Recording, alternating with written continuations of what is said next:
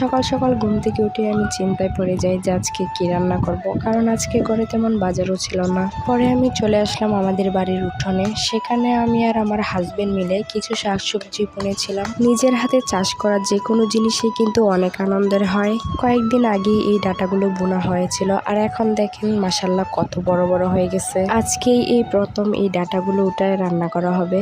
শহর থেকে গ্রামে আসার পর এই প্রথম আমরা কোনো শাকসবজি করেছি। আমার তো মনে মনে অনেক আনন্দ কাজ করতেছিল, কারণ নিজের হাতে চাষ করা জিনিস উঠিয়ে তারপর রান্না করে খাবো। শুধু যে ডাঁটা বোনা হয়েছে তা কিন্তু না, এখানে কিন্তু আরো অনেক গাছ লাগানো হয়েছে। এখানে পুঁইশাক লাগানো হয়েছে, শসা, তারপর জালি কুমড়া। বিস্তারিত আমি আপনাদেরকে অন্য আরেকটা ভিডিওতে খুব ভালো করে দেখাবো যে এখানে আরো কি কি গাছ লাগানো হয়েছে।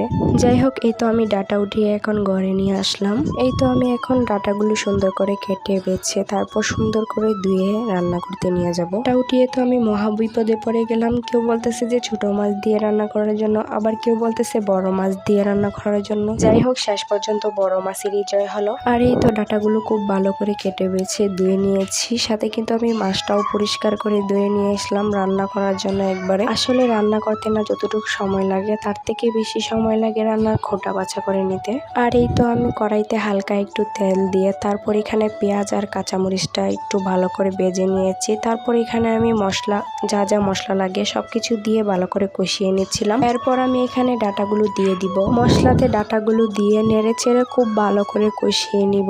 আমার কাছে কেন জানি না ডাঁটার তরকারিতে আলু দিলে আরো বেশি ভালো লাগে, তাই আমি এখানে কয়েকটা আলু দিব। আগে থেকেই কয়েকটা ছোট ছোট আলু আমি সিদ্ধ করে নিয়েছিলাম তরকারিতে দেওয়ার জন্য। এখন আমি এই আলুটা দিয়ে আরো কিছুক্ষণ ভালো করে নেড়ে চেড়ে কষিয়ে নিব। আসলে অনেকে অনেক রকম ভাবে রান্না করে, জানি না কে কিভাবে রান্না করেন, কিন্তু আমার কাছে এভাবে রান্না করলে অনেক বেশি ভালো লাগে, তাই এভাবে রান্না করি। মাছটাও কিন্তু আমি ভাজি করে দিই নাই, এভাবে কাঁচা দিয়েছি। আগে থেকে আমি মশলাতে কষিয়ে রেখেছিলাম, এখন দিয়ে দিলাম।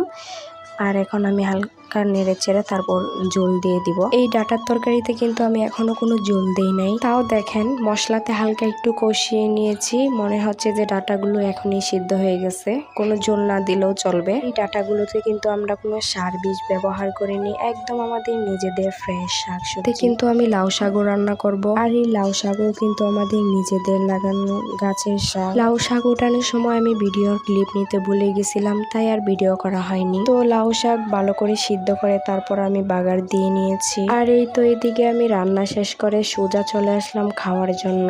গ্রামে এমন অনেকেই আছে যাদের কিনা কোনো কিছুই কেনা লাগে না, তারা নিজেরাই চাষবাস করে চলতে পারে। আর আজকের এই ভিডিওটা আপনারা কে কোন জায়গা থেকে দেখতেছেন অবশ্যই কমেন্ট করে জানাবেন। এই ভিডিও